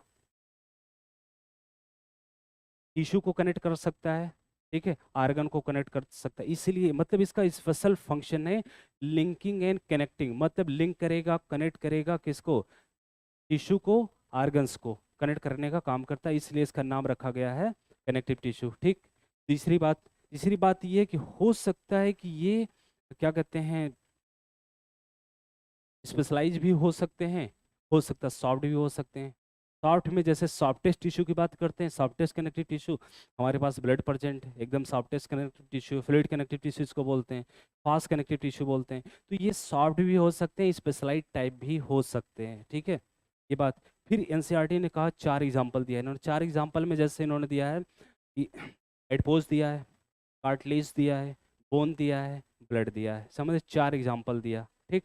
अब इन चारों एग्जाम्पल की बात करते, फिर से मैं बोल रहा हूँ, एडपोज, अभी सब लिखूंगा, एडपोज, कार्टिलेज, ब्लड और बोन। ठीक। इसमें से ब्लड को छोड़ दीजिए, मैं बोल रहा हूँ एडपोज, कार्टिलेज, बोन। एडपोज टिश्यू नाम सुना होगा, फैट स्टोर करने का काम करता है, आगे हम लोग पढ़ेंगे। कार्टिलेज, कार्टिलेज जो होता है, ये देखिए यहाँ पर है कार्टिलेज, मतलब जो प्लाइबल नेचर का होता है, मतलब मुड़ सकता है, वो कार्टिलेज है। बोन नहीं है, ना मसल है ना बोन है, समझ रहे हैं, दोनों के बीच का पोर्शन समझ सकते हैं, है ना, बीच की कंडीशन। कार्टिलेज है, बोन तो आप समझ ही रहे हैं। ठीक। इन तीनों की बात करते हैं, ब्लड को छोड़ दीजिए, एडपोज, कार्टिलेज और बोन, ये तीनों की जो सेल्स होती है ना, ये फाइबर का सिक्रीशन करती हैं, फाइबर्स निकालेंगे। फाइबर्स जो होते हैं ये स्ट्रक्चरल प्रोटीन होते हैं, मतलब प्रोटीन के बने होते हैं। अब ये प्रोटीन के बने हुए फाइबर्स को हम लोग क्या कह सकते हैं, कोलेजन भी हो सकते हैं, इलास्टिन भी कह सकते हैं, कंपोजिशन की बेसिस पर, कि कभी उनको कोलेजन बोला जाएगा, कभी इलास्टिन बोला जाएगा। और ये जो फाइबर्स, इनकी सेल्स जो फाइबर निकालेंगी, वो फाइबर करेंगी क्या टिश्यू के?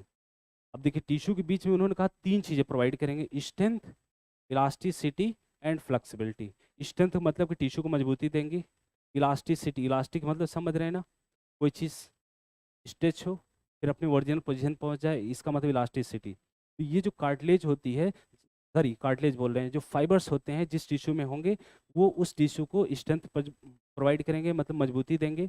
इलास्टिसिटी मतलब फ्लेक्स, इलास्टिसिटी, इसके अलावा फ्लेक्सिबिलिटी, फ्लेक्सिबिलिटी का मतलब लचीलापन उसको प्रोवाइड करेंगे। बात समझ आई? मैंने कहा तीनों की जो सेल्स हैं वो क्या प्रोवाइड निकालेंगी, फाइबर्स सिक्रेट करेंगी। फाइबर्स जो होते हैं स्ट्रक्चरल प्रोटीन होते हैं, स्ट्रक्चरल प्रोटीन को हम लोग क्या बोल सकते हैं, कोलेजन भी बोल सकते हैं, इलास्टिन भी बोल सकते हैं। ये टिश्यू को 3 चीज़ प्रोवाइड करेंगे, strength, elasticity and flexibility provide करेंगे, ठीक है। इसके अलावा इनकी सेल्स एक चीज़ और निकालेंगी, मैट्रिक्स का सिक्रेशन करती है। मैट्रिक्स जो होता है एक तरह का मॉडिफाइड पॉलीसेकेराइड होता है, जो सेल्स और फाइबर के बीच में एक्युमुलेट हो जाता है, जो कि ग्राउंड सब्सटेंस की तरह काम करता है। ग्राउंड सब्सटेंस का मतलब ये होता है कि सेल्स और फाइबर्स उसी में सस्पेंडेड होंगे। बात समझ आई? लेकिन मैंने कहा कि ब्लड की बात जब करी, ब्लड की सेल्स जो है फाइबर का सिग्रेशन नहीं करती हैं, है ना, इसीलिए तो इसका नाम रखा गया फास्ट कनेक्टिव टिश्यू बोला गया। इसकी सेल में डिवीजन की क्षमता नहीं है, इसलिए फास्ट कनेक्टिव टिश्यू बोला गया। अच्छा, इसमें ब्लड में मैट्रिक्स होता है क्या?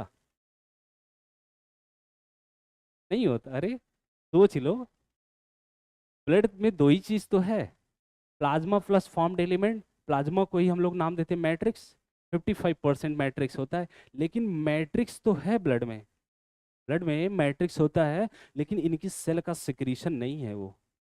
बात समझे? वो एक्स्ट्रा सेलुलर फ्लूइड होता है, ईसीएफ होता है एक्चुअल में, ईसीएफ होता है, एक्स्ट्रा सेलुलर फ्लूइड होता है। मैट्रिक्स ब्लड सेल का सिक्रीशन नहीं है, ना वो फाइबर निकालती हैं, ना है मैट्रिक्स ही निकालती हैं। मैट्रिक्स होता है लेकिन वो एक्स्ट्रा सेलुलर फ्लूइड होता है, ईसीएफ होता है, ठीक है। इतनी बातें समझ आई? थोड़ा सा नोट करते हैं, नहीं तो हवा में इससे बात करेंगे तो फिर आपको समझ में कम आएगा।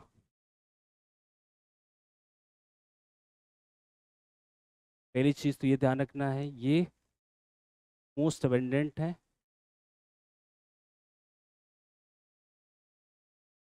एंड वाइडली डिस्ट्रीब्यूटेड है।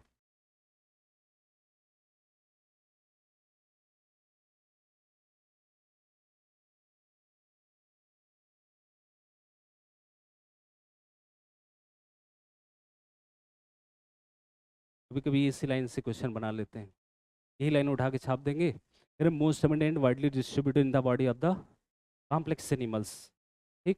सीधे लिखेंगे epithelial tissue, connective tissue, muscular tissue, neural tissue, चारों टिश्यू का नाम लिख देंगे। तो जैसे ये लाइन यूज करेंगे समझ जाना कि बात किसकी हो रही है, कनेक्टिव टिश्यू की बात कर रहे हैं, ठीक है।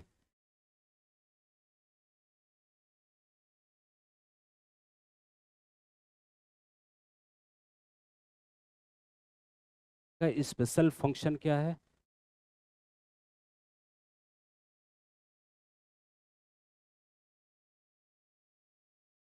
लिंकिंग कह सकते हैं, कनेक्टिंग कह सकते हैं।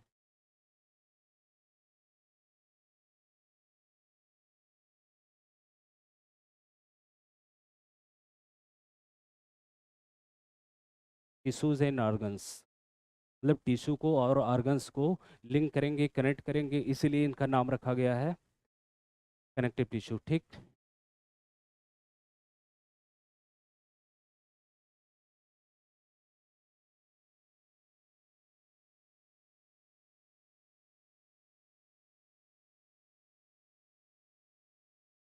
ये सॉफ्ट भी हो सकते हैं, स्पेशलाइज टाइप भी हो सकते हैं, दोनों तरह के हो सकते हैं। शॉर्ट भी हो सकते हैं, स्पेशलाइज भी हो सकते हैं।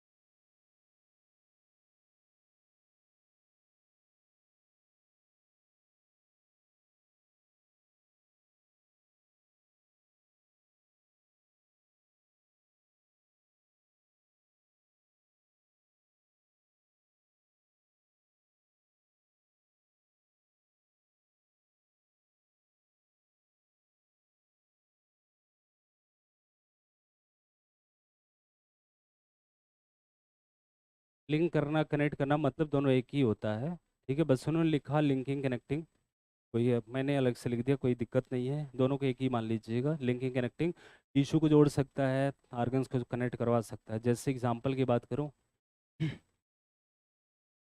लिगामेंट किसको किसको कनेक्ट करवाएगा? बोन को मसल से, बोन को बोन से, पक्का? ठीक है। No sir, bone to bone ligament, हाँ सही है। तो लिगामेंट क्या है? कनेक्टिव टिश्यू है ना। दो को एक में कनेक्ट करवा दिया। अच्छा, मसल टू बोन, टेंडन, ठीक। कौन सी muscle? Smooth muscle, cardiac muscle, skeletal muscle. Skeletal muscle को बोन से कनेक्ट करवाता है, टेंडन होता है, समझ रहे हैं? तो कनेक्ट कराने का काम करता है, ठीक। सॉफ्ट भी हो सकती है, स्पेशलाइज भी हो सकती है। सॉफ्ट जैसे मैंने एक एग्जांपल दिया ब्लड का, वो सॉफ्ट है। स्पेशलाइज है क्या? स्पेशलाइज है? कहाँ लिखा हुआ ब्लड स्पेशलाइज है? नहीं है, सीआरटी में लिखा है। हम खुद एनसीईआरटी हैं यार, हमसे पूछो। नहीं लिखा है, ब्लड को स्पेशलाइज नहीं लिखा है। मैं वही बात करने वाला था, वहाँ कंफ्यूजन है। अब देखिए जहाँ लिखा उन्होंने कि जो है दे में भी सॉफ्ट आर स्पेशलाइज, उसके बाद लगा दिया कामा। ध्यान देखिए वहाँ। फिर इसके बाद इन्होंने लिखा कि फिश में भी, है ना, कार्टिलेज, है ना, एडिपोस, बोन एंड ब्लड, चार एग्जांपल लिया है। चारों स्पेशलाइज नहीं है, उसमें से चार नाम दिया है उन्होंने। उसमें देखो स्पेशलाइज की जो बात करते हैं हम लोग, अरे मैं गलत बोल रहा क्या? इसमें से एक, देखिए एक जो है स्पेशलाइज नहीं, बाकी तीन स्पेशलाइज हो, कार्टिलेज, बोन, हाँ ब्लड तो स्पेशलाइज है। देखो मैं गलत ही बोल रहा, मैं सोच नहीं पा रहा वहां तक, ठीक है कोई बात नहीं है। आ, चार दिया, देखिए जो चार वहाँ कंफ्यूजन, उसमें से एक है एडिपोज, वो स्पेशलाइज नहीं होगा, बाकी ठीक है। आप सही बोल रहे थे, मैं गलत था अपनी जगह पर, ठीक। कोई बात नहीं, चलिए वही पॉइंट हम करने चल रहे हैं। तो वही अभी किसी कोई पीछे डिस्कस कर रहा था, ठीक है। अरे ध्यान नहीं पड़ा यार, बिल्कुल कोई बात नहीं, चलो, हो जाता है ऐसा। एग्जाम्पल्स लोग बात करते हैं, जैसे कि एडिपोज है, कार्टिलेज है, बोन है, और ये ब्लड, ठीक।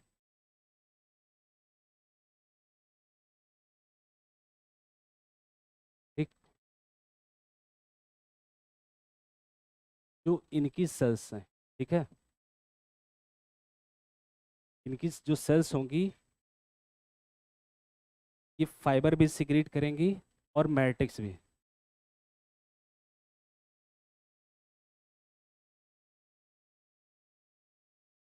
फाइबर्स भी सिक्रेट करेंगी और मैट्रिक्स भी सिक्रेट, लेकिन ये जो ब्लड है आपका, ब्लड की सेल्स ना तो फाइबर निकालेंगी ना मैट्रिक्स निकालेंगी, ठीक।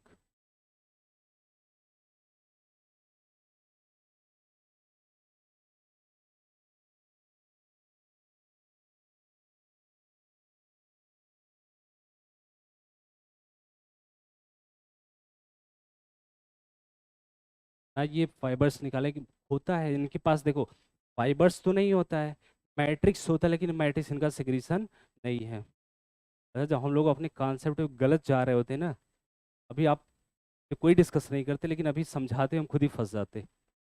जब ऐसा होता है कि हम लोग अगर मान लो कभी गलती से कुछ गलत कर दिए, अपने आप ही फंस जाते हैं अंत में जाके, क्योंकि हर चीज़ें स्टेप बाय स्टेप होती हैं, वहीं उलझ जाते हैं मामला। ये ध्यान रखना, एडिपोज से कार्टिलेज से बोन है, इनकी सेल्स सिक्रीट करेंगी फाइबर्स, और क्या कहते हैं मैट्रिक्स सिक्रीशन करेंगी। इनकी सेल्स ना तो फाइबर निकालेंगे ना तो मैट्रिक्स निकालेंगी, ठीक है।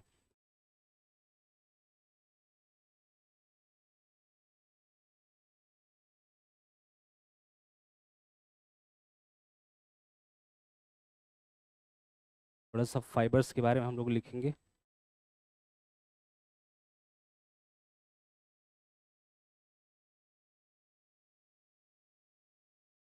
फाइबर्स जो होते हैं ये स्ट्रक्चरल प्रोटीन होते हैं।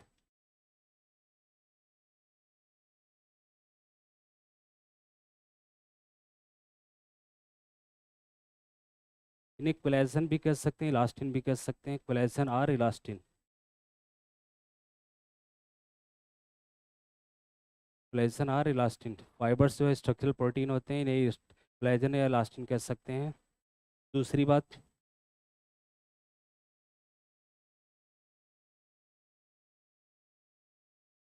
वाइट, तीन चीज़ें ध्यान रखना, स्ट्रेंथ, इलास्टिसिटी एंड फ्लेक्सिबिलिटी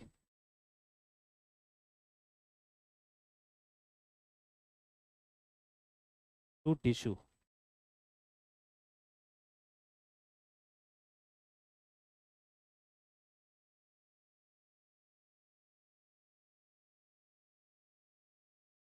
देखिए मैंने कहा ये फाइबर्स जो सिक्रीशन हो रहा है वहाँ पर, ठीक है, फाइबर का सिक्रीशन हो रहा है, ये स्ट्रक्चरल प्रोटीन होते हैं। कोलेजन भी हो सकते हैं, इलास्टिन भी हो सकते हैं। फाइबर्स का काम होता है स्ट्रेंथ प्रोवाइड करना है, स्ट्रेंथ मतलब मजबूती होता है, इलास्टिसिटी का मतलब ये होता है इलास्टिक नेचर, मतलब कि अगर कोई चीज़ स्ट्रेच हो फिर वापस चला जाए उसे इलास्टिक बोला जाता है। फ्लेक्सिबिलिटी मतलब लचीलापन, जैसे कि कार्टिलेज होता है फ्लेक्सिबल होता है, फ्लाइबल टाइप का, वैसे फ्लाइबिलिटी प्रोवाइड करते हैं, फ्लेक्सिबिलिटी प्रोवाइड करते हैं टिश्यू को, ठीक।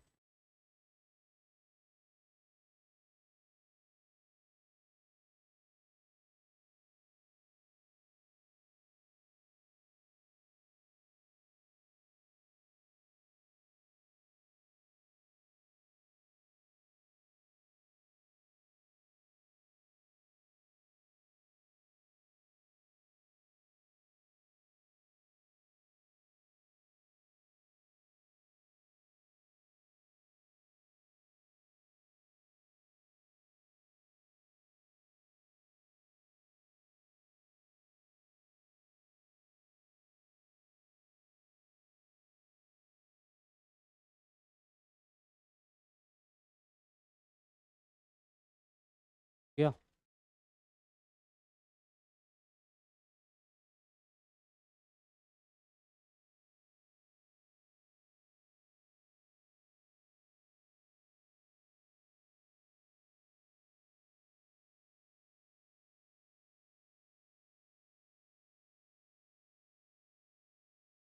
ये जिनको कुछ भी नहीं समझ में आ रहा होगा, अभी हम 12 से, मतलब अभी तो दूसरी क्लास भी मेरी है 10:15 से पौने 12 तक, फिर 12 से हम 3 बजे तक यहाँ रहेंगे। इसके बाद 3 बजे मेरी क्लास लगेगी, मतलब 3 बजे चले जाएंगे कपूरथला सेंटर। जिनको कोई दिक्कत होगी 12 से 3 आकर के मिल लेना, पूछ लेना जो भी पढ़ना होगा, मतलब जैसे नहीं समझ में आ रहा है अलग से पूछ लेना हमसे, ठीक। इतना हो गया। एडपोज कार्टिलेज बोन, मैंने कहा इनकी सेल्स सिक्रीट करेंगे फाइबर मैट्रिक्स, ब्लड जो होगा, इसके सेल ना तो फाइबर निकालेंगे ना मैट्रिक्स निकालेंगे। फिर मैंने कहा फाइबर्स की बात करी। फाइबर्स जो होते हैं प्रोटीन के बने होते हैं, ये कोलेजन भी हो सकते हैं, इलास्टिन भी हो सकते हैं। फाइबर्स प्रोवाइड करेगा strength, elasticity and flexibility to the tissue. इसके बाद हम मैट्रिक्स की बात करेंगे, है ना। इनकी सेल्स जो मैट्रिक्स निकाल रही है, मैट्रिक्स जो होता है ये एक तरह का मॉडिफाइड पॉलीसेकेराइड होता है, फ्लूइड पार्ट होता है, ठीक, जो कि सेल्स और फाइबर के बीच में होता है। या कह सकते हैं कि मैट्रिक्स में सेल्स और फाइबर सस्पेंडेड होते हैं। तो आप कह सकते हैं मैट्रिक्स जो होता है ये ground substance, intercellular ground substance की तरह भी काम करता है, ठीक है। बस इतनी बातें इसमें हम और नोट करेंगे।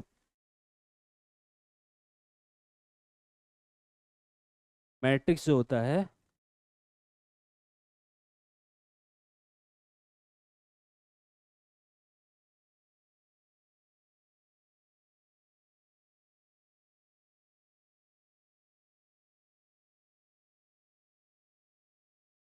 मॉडिफाइड पॉलीसेकेराइड होता है।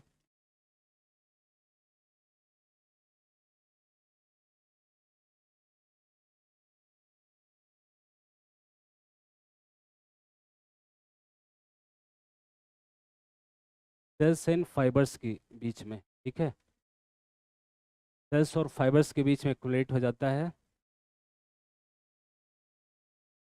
एक्ट एज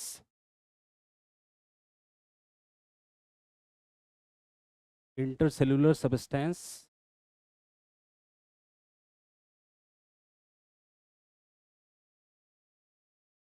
या इसी को हम लोग कभी कभी कहते हैं ग्राउंड सबस्टेंस।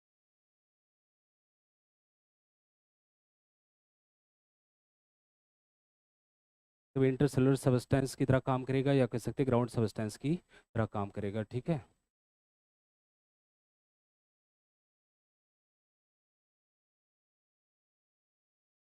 उसके बाद क्लासिफिकेशन की बात करेंगे।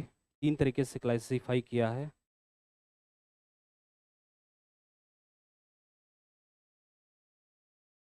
कनेक्टिव टिश्यू को तीन कैटेगरी में डिवाइड किया है, मैट्रिक्स की बेसिस पे, फाइबर्स की बेसिस पर।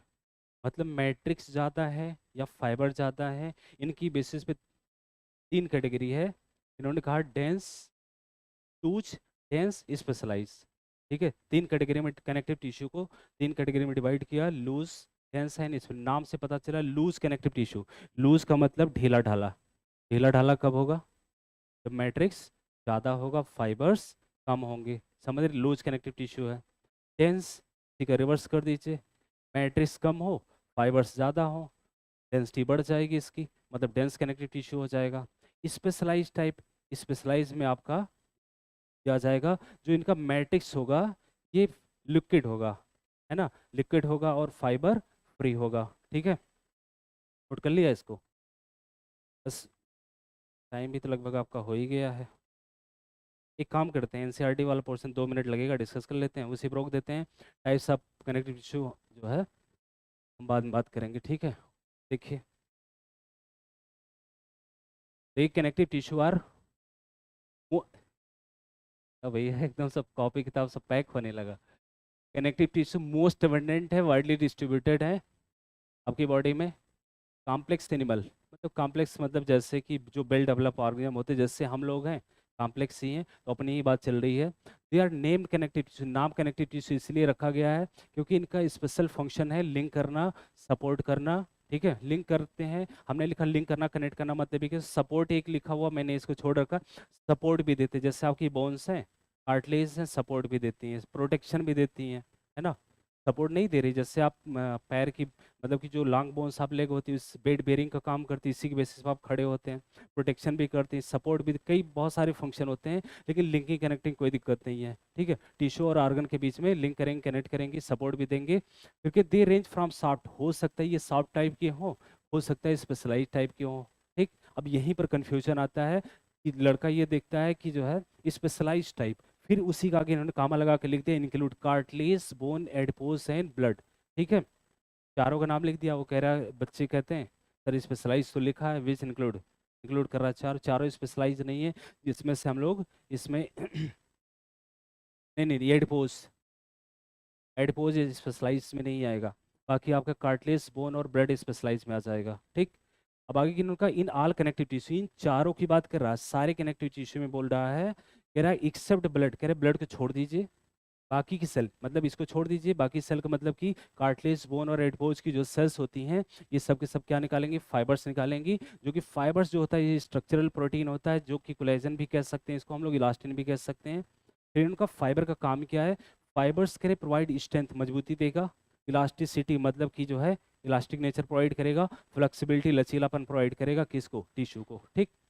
फिर इनका कि इसकी सेल्स जो होती है, these cells also secret modified polysaccharide, मतलब कि ब्लड की बात नहीं कर रहा अभी, इन्हीं की बात कर रहा, तीनों की कह रहे हैं, इनकी सेल्स जो है मॉडिफाइड पॉलीसेकेराइड का सिक्रेशन करेंगी, which accumulate between the cells and fibre, cells और फाइबर के बीच में इकट्ठा हो जाएगा, जो कि कैसे काम करेगा, मैट्रिक्स की तरह काम करेगा, या कह सकते हैं वही इसी को हम लोग क्या बोलते हैं, ग्राउंड सबस्टेंस। तीनों बातें एक ही है, मॉडिफाइड पॉलीसेकेराइड कह दो, मैट्रिक्स कह दो, ग्राउंड सबस्टेंस कह दो, इंटरसेलुलर मटेरियल कह दो, इंटरसेलुलर सबस्टेंस कह दो, सबका मतलब एक ही होता है। अब देखिए इसके बाद मैंने कहा कनेक्टिव टिश्यू को कैटेगराइज किया इन्होंने तीन टाइप, थ्री टाइप्स में क्लासीफाई किया, लूज, डेंस एंड स्पेशलाइज। इसकी चर्चा हम नेक्स्ट टर्न पे करेंगे, लूज, डेंस और स्पेशलाइज टाइप, ठीक है। और जितना पढ़ाया जा रहा है उसको एनसीईआरटी के साथ रिवाइज करते रहिए, ठीक है। बस एक एक रीडिंग रोज लगाते रहिए, कभी भूलेगा नहीं, और जहाँ बंद किया पढ़ना, बायोलॉजी ऐसा है ना, भुला जाओगे, ठीक है।